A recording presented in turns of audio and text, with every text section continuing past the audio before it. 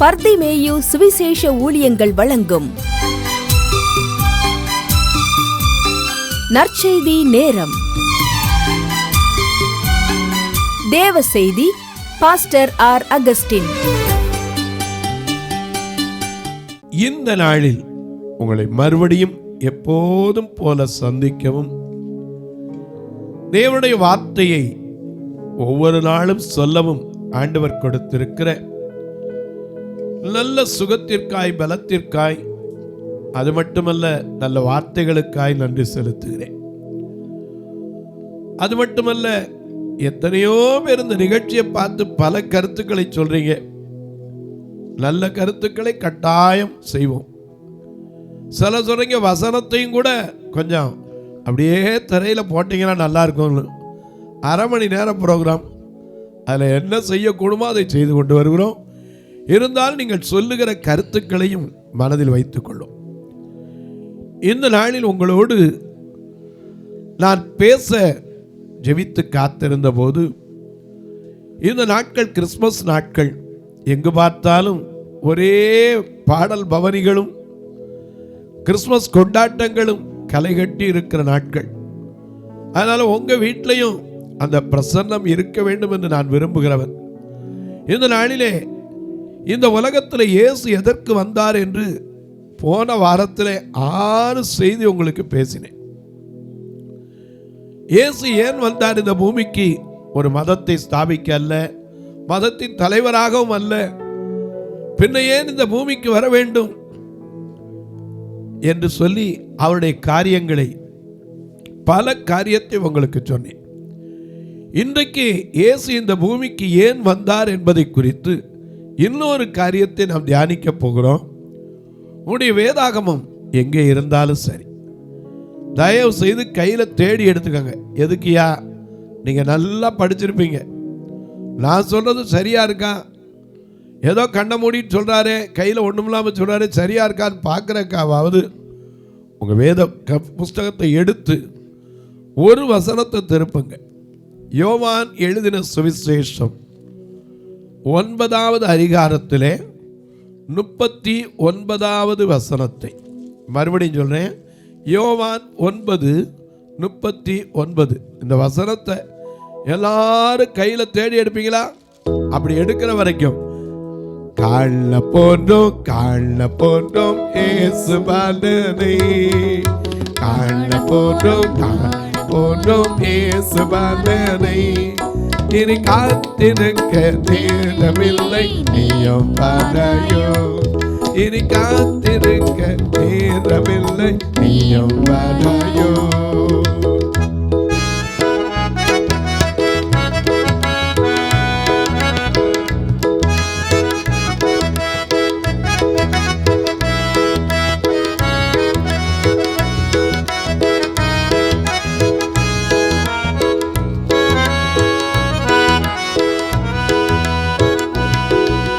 புஷ்பமேந்தி பகிழ்ந்திருக்க என்ன வந்தது, புஷ்பமேந்தி பகிழ்ந்திருக்க என்ன வந்தது, நீ பட்டுடுத்தி காத்திருக்க என்ன வந்தது, நீ பட்டுடுத்தி காத்திருக்க என்ன வந்தது. காண போன்றோம் இயேசு பாலனை, காண போன்றோம் இயேசு பாலனை, இனி காத்திருக்க நேரமில்லை நீயும் பாராயோ, இனி காத்திருக்க நேரமில்லை நீயும் பாராயோ.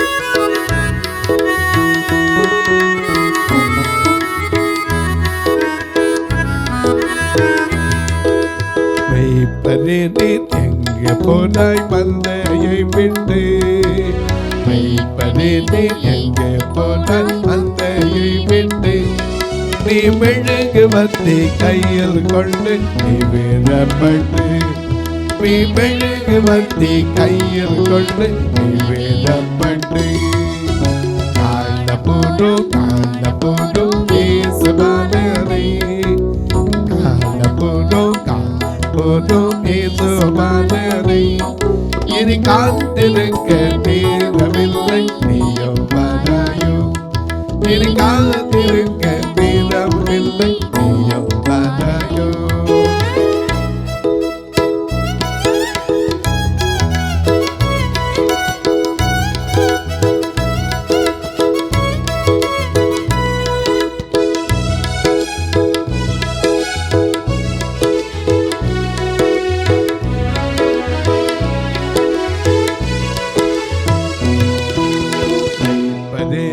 எங்கே போனாய் மந்தையை விட்டு, மெய்ப்பதே எங்கே போனாய் மந்தையை விட்டு, நீ ஆண்டு கொண்டு காணிக்க கொண்டு அத்தேரப்பட்டு, நீ ஆண்டு கொண்டு காணிக்க கொண்டு அத்தேரப்பட்டு, காண போனோம் இயேசுபாலனை, காண போனோம் இயேசுபாலனை, இனி காத்திருக்க நேரமில்லை நீயோ வராயோ, இனி காத்திருக்க நேரமில்லை நீயோ வராயோ.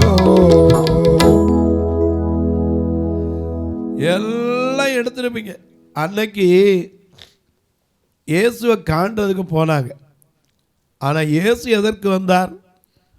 அன்றைக்கு ஒரு செய்தி அறிவிக்கப்பட்டது. இதோ எல்லா ஜனத்துக்கும் மிகுந்த சந்தோஷத்தை உண்டாக்கும் நற்செய்தி உங்களுக்கு அறிவிக்கிறேன். கர்த்தராகிய கிறிஸ்து என்னும் இரட்சகர் உங்களுக்கு தாவீதின் ஊரிலே பிறந்திருக்கிறார். பிள்ளையை துணிகளிலே சுற்றி முன்னணியிலே கிடத்தியிருக்க காண்பீர்கள். இதுவே உங்களுக்கு அடையாளம் சொல்லப்பட்டது. அதை கேட்ட உடனே மெய்ப்பர்களெல்லாம் தங்கள் மந்தையை விட்டுக்கிட்டு அவரை காண போனாங்க. யூதருக்கு ராஜாவாக பிறந்திருக்கிறவர் எங்கே என்று தேடி போனாங்க. ஏன்னா அவங்களுக்கு முன்னாடி ஒரு நட்சத்திரம் வழிகாட்டுச்சு. அப்படி போயிட்டே இருந்தாங்க. ஆனால் இயேசு எதற்கு வந்தார்? இவங்க அந்த குழந்தைய பார்க்க போனாங்க. எல்லா ஜனத்துக்கும் அந்த மிகுந்த சந்தோஷத்தை உண்டாக்குற நல்ல செய்தி என்ன? கிறிஸ்துவானவர் எங்கே பிறந்திருக்கிறார்னு தேடி போனாங்க. ஏன்னா தீர்க்க தரிசனம் சொல்லப்பட்டது மீகா 5:2 யூதேயாவில் உள்ள பெத்லகேமே, எப்பிராத்தா எனப்பட்ட பெத்லகேமே, நீ யூதேயாவுக்குள் ஆயிரங்களுக்குள் சிறியதாய் இருந்தும் இஸ்ரவேலை ஆளப் போகிறவர் உன்னிடத்திலிருந்து புறப்படுவார், வருவார். அவருடைய புறப்படுதல் அநாதி நாட்களாய் பூர்வத்தினுடையது என்று சொல்லப்பட்டிருந்தது. ஆகையினால அந்த ஆயிரங்களுக்குள் 100 கூட கிடையாது, ஆயிரங்களுக்குள் சிறியதாய் இருந்த அந்த பெத்லகேமில் இயேசு பிறந்தார். அதை காண்பதற்கு மெய்ப்பர்கள் பாடிக்கொண்டு போனாங்க. ஆனால் இயேசு இந்த பூமிக்கு ஏனையா ஒரு குழந்தையாக வர வேண்டும்? பல காரணங்கள் சொல்லப்படுது. இப்போ ஒரு காரணத்தை நாம் தியானிக்க போகிறோம். நான் உங்களுக்கு சொல்லியிருந்தேன், யோவான் எழுதின சுவிசேஷம் 9ஆம் அதிகாரம் 39ஆம் வாசிக்க கேட்க போகிறோம். அப்பொழுது இயேசு காணாதவர்கள் காணும்படியாக, நல்ல கவனிங்க, காணாதவர்கள் காண வேண்டும், காணாதவர்கள் காணும்படியாகவும், காண்கிறவர்கள் குருடராகும்படி நியாய தீர்ப்புக்கு வந்தேன் என்று சொல்லுகிறார். 3 காரியத்தை சொல்றார். காணாதவர்கள் காணும்படியாக. காணாதவர்னா யாரு? எரேமியா சொல்லும் போது 5ஆம் அதிகாரத்தில் மிக அழகாக 20ஆம் வசனத்திலிருந்து எழுதுகிறார், நீங்கள் கண்ணிருந்தும் காணாமலும். ஏன்னா நம்ம பார்த்தோம் சொல்கிறார், சிலருக்கு கண்ணு இருக்குது, எல்லாருக்குமே கண்ணு இருக்குது. ஏன்னா நம்ம படிக்கும்போது சொல்லி கொடுத்துருக்காங்க, கண்ணுடைய என்பர் கற்றோர் முகத்திரண்டு புண்ணுடைய கல்லாதவர். சிலருக்கு அது புண்ணாகவும் இருக்கலாம், நான் இல்லைன்னு சொல்லலை. எனக்கு கண்வாவில் இந்த கண் நமக்கு கொடுக்கப்பட்ட 5 புலன்களிலே ஒன்று. மெய்வாய் கண் மூக்கு செவி என்ற 5 புலன்கள் மனிதனுக்கு இருக்கு. இந்த கண் எனக்கு கண்வாவில் தேவன் கொடுத்தது எதற்கு? ஒருவர் கண்டுகொள்வதற்கு. இன்னைக்கு ஒருத்தர் பார்த்தோன்னா வாங்க பிரதர் வணக்கம் அப்படிங்கிறோம்ல. ஆனால் சிலர் என்ன செய்வோம், அந்த ஸ்தோத்திரமோ, சிலர் மாரநாத்தாங்கிறாங்க, சிலர் குட் மார்னிங் குட் ஆஃப்டர்நூன், ஏதோ உங்களுக்கு தெரிஞ்சதை டக்குன்னு சொல்லிடுவாங்க. எனக்கு கண்வாளை காணாதவர்கள் காண வேண்டும். காண்கிறேன் என்று சொல்லுகிற அநேகர் குருடராகும்படி நியாய தீர்ப்புக்கு வந்தேன்கிறாரு. காணாதவர்கள்லாம் யாரு? எரேமியா எழுதும்போது சொல்றார், நம்மளை தான் சொல்றார், நீங்கள் கண் இருந்தும் 5ஆம் அதிகாரத்தில் 20ஆம் வசனத்திலிருந்து வாசிக்கும் போது, நீங்கள் யாக்கோபின் வீட்டிலே அறிவித்து யூதாவிலே சொல்லி கூற வேண்டியது என்னவென்றால், கண்கள் இருந்தும் கண் இருக்கு. அநேக நேரங்களில் பாருங்க, ரயில்வே ஸ்டேஷனுக்கு போங்க, நேரம் வந்து முன்னிட்டு சொல்லுவான், சாரி கவனிக்கலம்மா. கண் எதுக்கு கொடுத்துருக்காரு? கண் எது கொடுத்திருக்கார்? ஆண்டவர் கொடுத்த வரப்பிரசாதம் சரீரத்தின் விளக்கு. அதனாலதான் யோபு சொல்றாரு, என் கண்களோடு உடன்படிக்கை பண்ணி இருக்கிறேன்னு சொல்றாரு. என் கண்களோடு உடன்படிக்கை பண்ணிய நான் ஒரு கன்னிகை மேல் நினைப்பாய் இருப்பது எப்படிங்கிறார். சங்கீதக்காரன் சொல்றா, கண்ணை படைத்தவர் காணாரோ, காதை உண்டாக்கினவர் கேளாரோங்கிறார். ஆனா இங்க எரேமியா சொல்லும் போது என்ன கூறணுமா? நீங்கள் கண்ணிருந்தும் காணாமலும். அது மட்டும் இல்லை, என்ன சொல்றாரு? காது இருந்தும் கேளாமலும் அறிவில்லாதிருக்கிற ஜனங்களே. ஏன்னா கண் இருக்கு, அநேகருக்கு அது பிரயோஜனப்பட வேண்டிய விதத்தில் பிரயோஜனப்படுத்துறது இல்லை. தேவையற்ற காரியங்களை பார்க்கறதுக்கு இன்னைக்கு கண் பாருங்க எவ்வளோ பெரிய வரப்பிரசாங்கிறத கொஞ்சம் அனுபவித்து பார்த்தா தான் தெரியும். எனக்கு கண்மாவிலே நாங்களாம் இன்னைக்கு சின்ன வயசுலேருந்து கண்ணை இழந்து நிற்கிறோம்னாலும் எத்தனையோ காரியங்களை யோசிக்கிறோம். ஏன்னா சிலருக்கு பார்த்தீங்கன்னா பிறவியிலேருந்தே கண் போயிடுது. சிலருக்கு சாயந்தரமானால் கண் தெரியாது, அதுக்கு பேர் மாலை கண். இடையில சிலருக்கு வரும், அதாவது ஏதாவது ஒரு காய்ச்சல் அல்லது சில வியாதிகளினாலே, not only that an accident, சில விபத்துகளினாலே கண் இழக்கிறாங்க. சிலருக்கு ஹெரிடிட்டரியாகவே இருக்கிறது, பாரம்பரியமாகவே இருக்கிறது.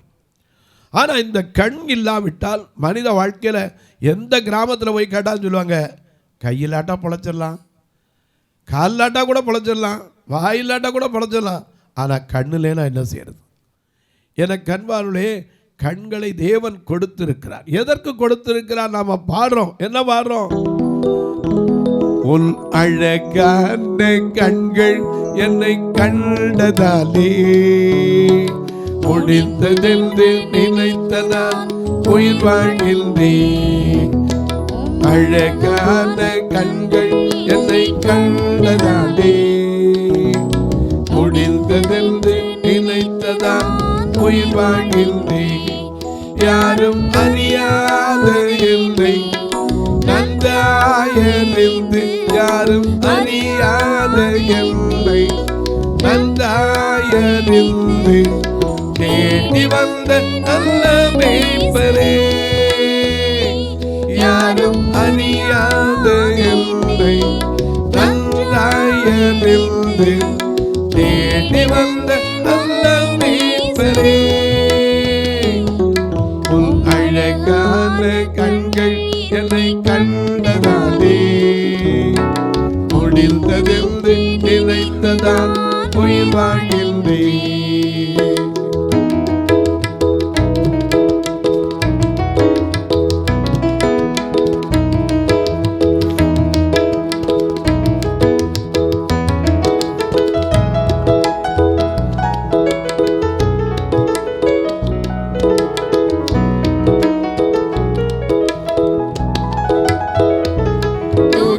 எறியப்பட்ட என்னை மீண்டும் என்று சொல்லி சேர்த்து கொண்ட நல்ல நேசரே. தூக்கி எறியப்பட்ட என்னை மீண்டும் என்று சொல்லி சேர்த்து கொண்ட நல்ல நேசரே. உன் அழகான கண்கள் என்னை கண்டதாலே முடிந்ததென்று நினைத்ததான் உயிர் வாழ்கின்றேன். எல்லாம் அழகான கண்கள் மனுஷனுக்கு கொடுத்திருக்கிறான். ஆனா அந்த கண்ணு எதுக்கு? கண் பார்ப்பதற்கு தான் கொடுத்திருக்கிறான். எதை பார்க்கணும், எதை பார்க்கக்கூடாது. சில நேரங்களில் நம்ம கண்ணு எல்லாத்தையும் பார்க்கும். அதுக்காக நான் உலகத்தில் தாங்க வாழ்கிறேன், போகும்போது எதாவது பார்க்க, அதை திருப்பி பார்க்கக்கூடாது.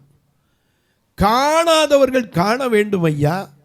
இங்கே அதான் சொல்றார், கண் இருக்கு ஆனால் நீங்கள் பார்க்கல, காது இருக்கு சரியாக கேட்கல, அறிவை கொடுத்துருக்கேன் அது உங்களுக்கு வேலையே செய்யலைங்கிறார். நீங்கள் கண்ணிருந்தும் காணாமலும் காதிருந்தும் கேளாமலும் அறிவில்லாது இருக்கிற ஜனங்களே அப்படின்னு சொல்லிட்டு நிப்பாட்டலை. எனக்கு பயப்படாதிருப்பீர்களோ. என்ன சில நேரத்தில் நமக்கு போன பிறதான் தெய்வ பயம் வரும். அன்னைக்கு ஒருத்தர் வந்தார், பிரதர் எனக்கு கண் பார்வை திடீர்னு போயிடுச்சு, ஆனால் பாருங்க இப்போல்லாம் ரொம்ப பயமாக இருக்குது பிரதர், எந்த இடத்துக்கு போனாலும் ஆண்டவர் நல்லா இருக்கும்போது சொல்ல மாட்டோம். ஏன்னா நமக்கு இருக்கும்போது ஒன்றினுடைய அருமை தெரிகிறது கிடையாது. அது போன பின்னாடி தான் ஒன்றினுடைய வயம் இன்னொன்று நமக்கு தெரியும்.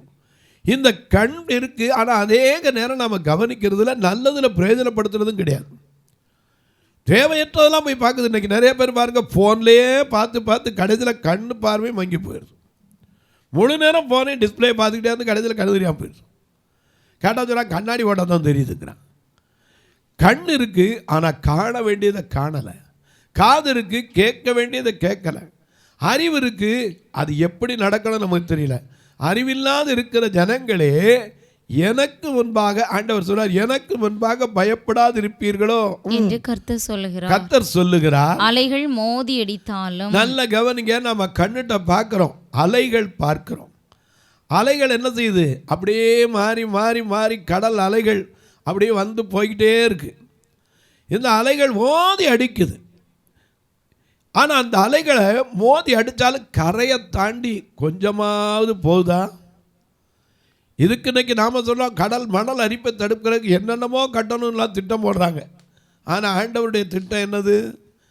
அலைகள் மோதி அடித்தாலும் அது மேற்கொள்ளாதபடிக்கு, அவைகள் இறைந்தாலும் கடவாதபடிக்கு கடக்கக்கூடாத நித்திய பிரமாணமாக சமுத்திரத்தின் மணலை எல்லையாய் வைத்திருக்கிறாரே. அதுக்கு எல்லை என்ன வச்சிருக்காரு? மணல் தான். எனக்கு அன்பான நமக்கு தெரியல, என்ன தெரியுமா? நமக்கும் பிரச்சனைகளுக்கு ஒரு எல்லையை வைத்திருப்பார். ஏன்னா நம்முடைய உள்ள எப்படிப்பட்டது?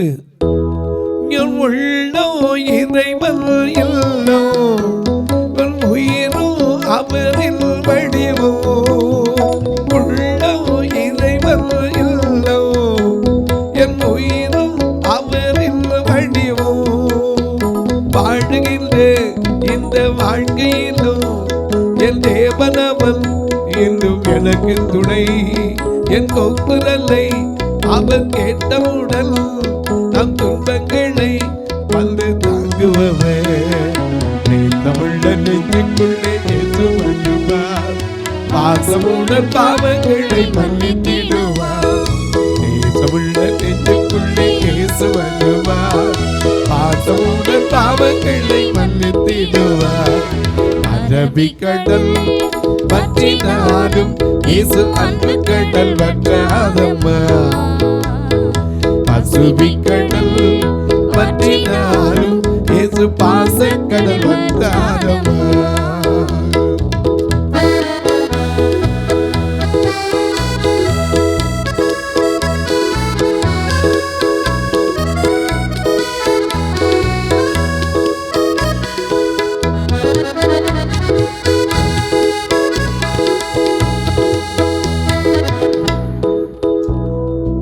அவரில் நம்பிக்கை வைத்திடுவாய், அவர் உனக்கு யாவையும் செய்திடுவார்.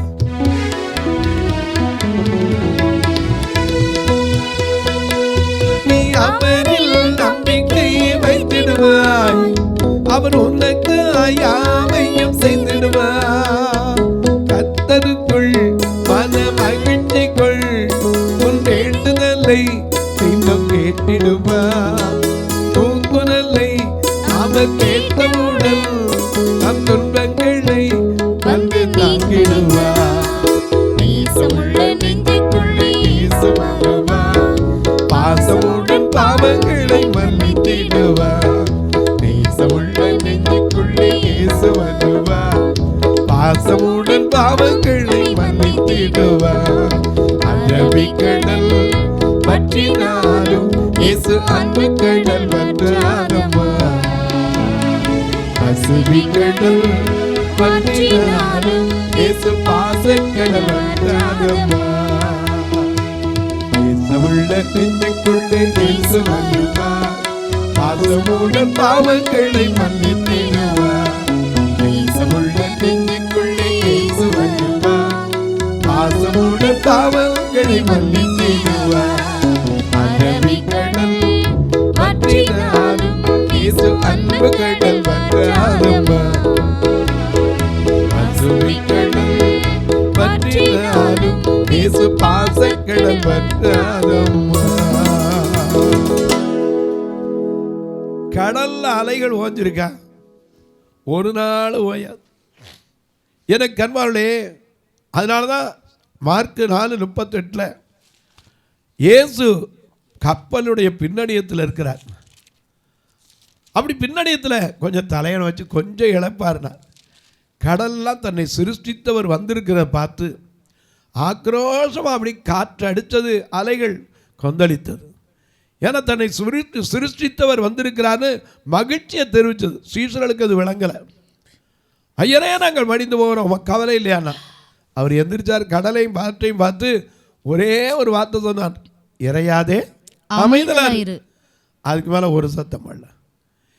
எனக்கு கண்வாளை கண் இருக்கு, நமக்கு காண முடியலை. சில நேரங்களில் இந்த மாம்ச கண், யோபு கேட்கிறார்ல 10ஆம் அதிகாரம் 4ஆம் வசனத்திலே ஒரு அருமையான கேள்வியை யோபு வைக்கிறார். மாம்ச கண் உமக்குண்டோ?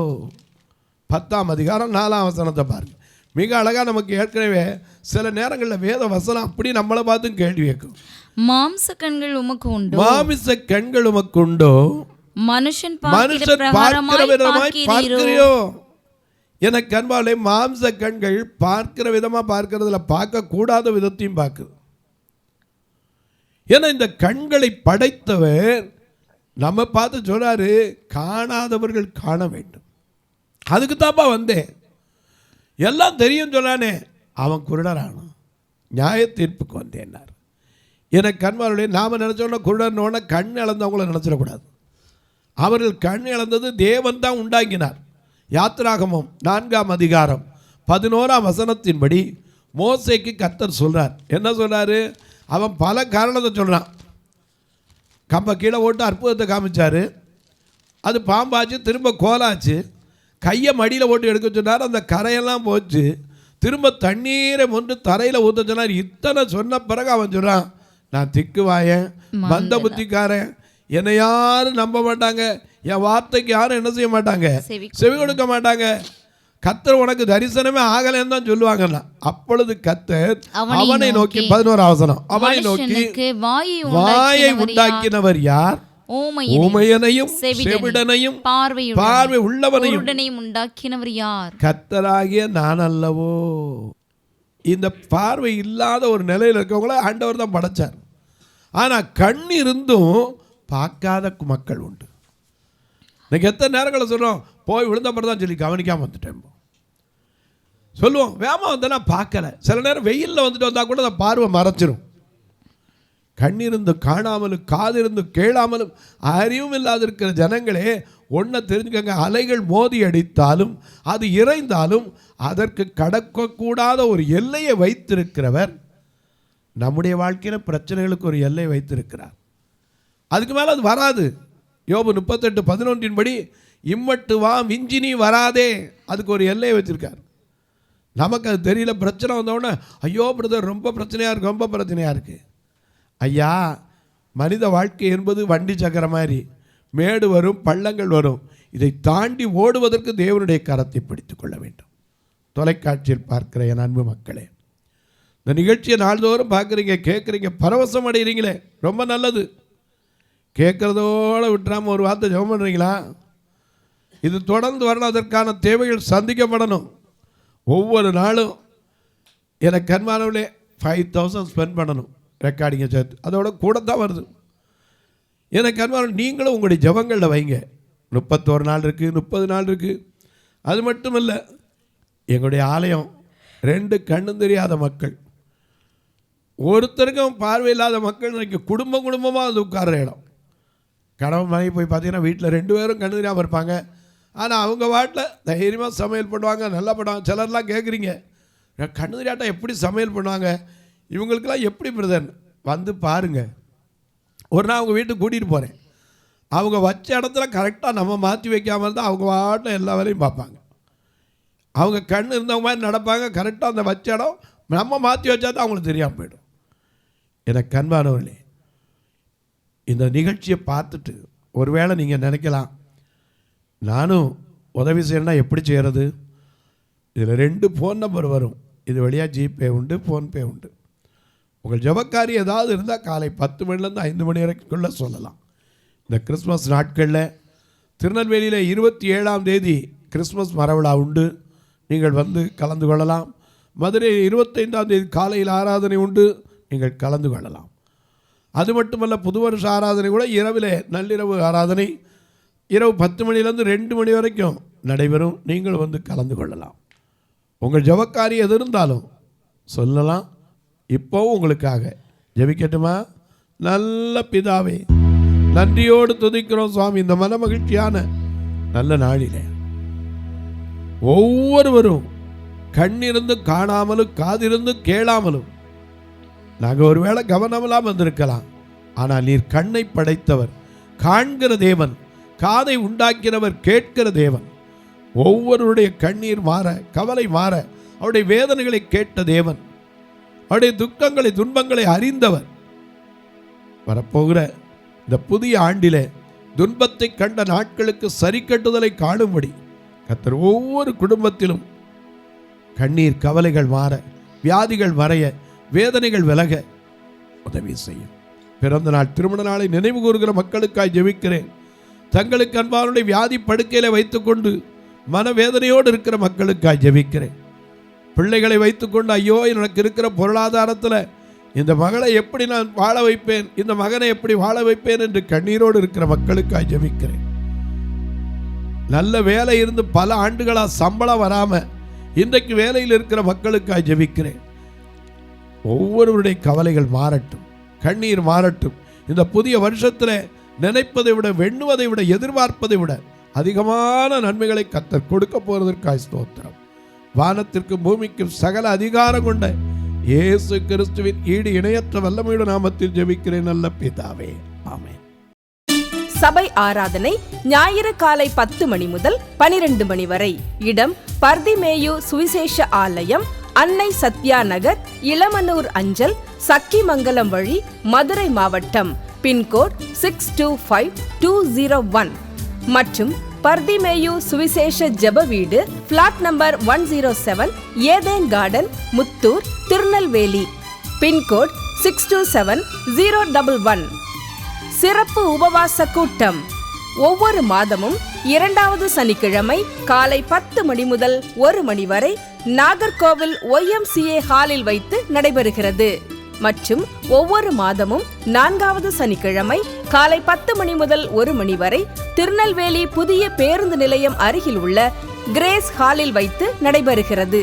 எங்கள் எல்லா ஆராதனைகளிலும் கலந்து கொண்டு தேவனை மகிமைப்படுத்த அன்பாய் அழைக்கிறோம்.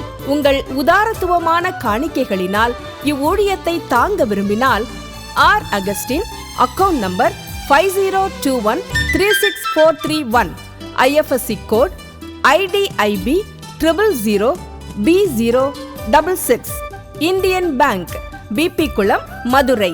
ஜிபே நம்பர் 9842181917, BGM மினிஸ்ட்ரீஸ் மற்றும் 9442559772, பிளைண்ட் மினிஸ்ட்ரீஸ் அகஸ்டின். உங்கள் தொடர்புக்கு பாஸ்டர் R. அகஸ்டின், பர்திமேயு சுவிசேஷ ஊழியங்கள், நாகமலை, புதுக்கோட்டை, மதுரை 625019. தொலைபேசி எண்கள் 9842181917 மற்றும் 9442559772. கர்த்தர் தாமே உங்களை ஆசீர்வதிப்பாராக.